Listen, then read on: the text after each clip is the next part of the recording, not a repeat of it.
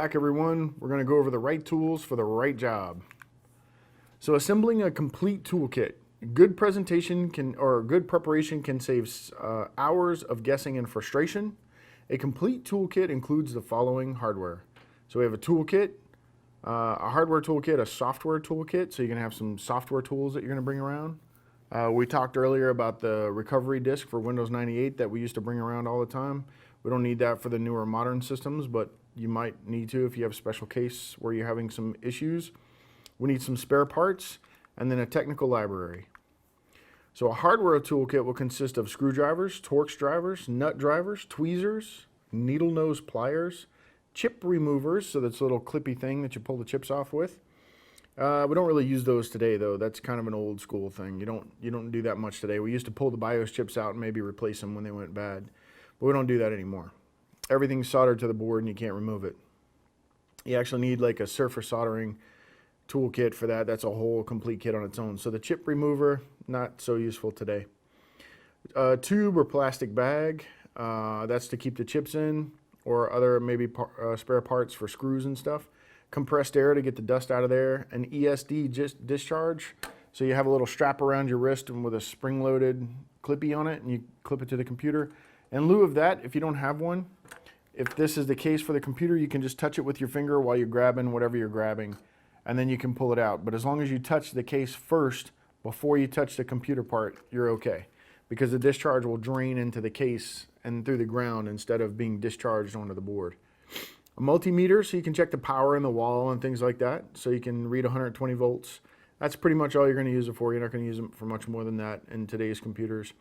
A flashlight, definitely a big one. Hemostats, a power-on self-test card, postcard. It's a card that you stick in the computer and it tells you what's going on in case you don't have a monitor hooked up. Again, that's kind of an old thing. We don't use those today. Laptop, computer, and a phone cord. So a laptop is so you can get online and get information or look things up, right? So we don't use phone cords. We're going to use wireless internet in our phones, most likely. And then a blank floppy disk so that you can create boot and recovery disk for this machine or copy data that you need to save. One other thing you're going to need in today's computers is a little, you can get them at Harbor Freight Tools, a little magnetic pickup.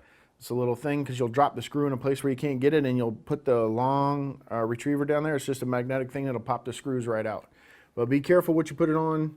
Don't put it directly on a chip. It could damage the chips, but it's good enough to get screws out of tight places. And the software toolkit, you have bootable floppy disk with essential files. We talked about that a couple of times already.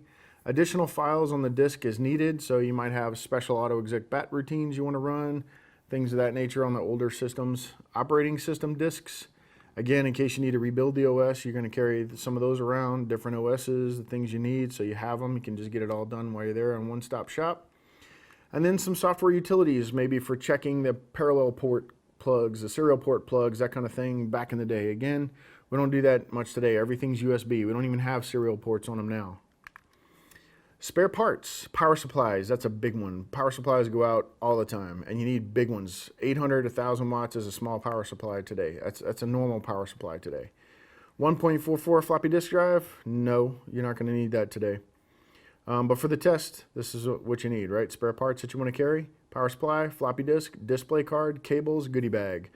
So, but in real life, power supply, yes, floppy, no. A display card, no, because they're pretty pricey today and they tend not to go out.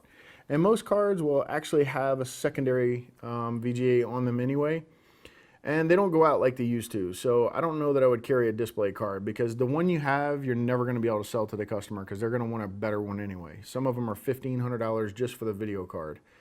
Then some extra cables that you might need. Maybe you carry some USB cords with you in case one's damaged and that's what's causing the problem they're experiencing.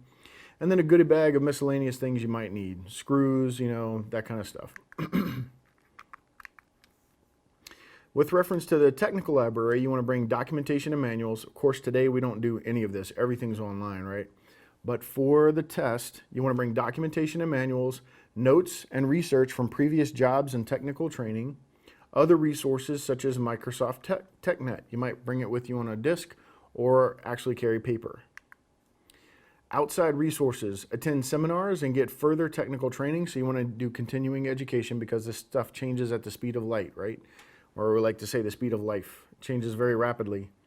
I always tell people when they're learning this stuff, go to school to be a doctor, because you're going to learn actually going to learn more in the computer industry. Like, you're going to be required to know more than you would if you were a doctor. It changes more rapidly. And the pay is not as good. So network with colleagues using email and news groups, absolutely. Search the World Wide Web, of course. And then locate private internet forums specific to your interests, okay? And then practice to keep your skills sharp. Read technical books, magazines, and e-zines.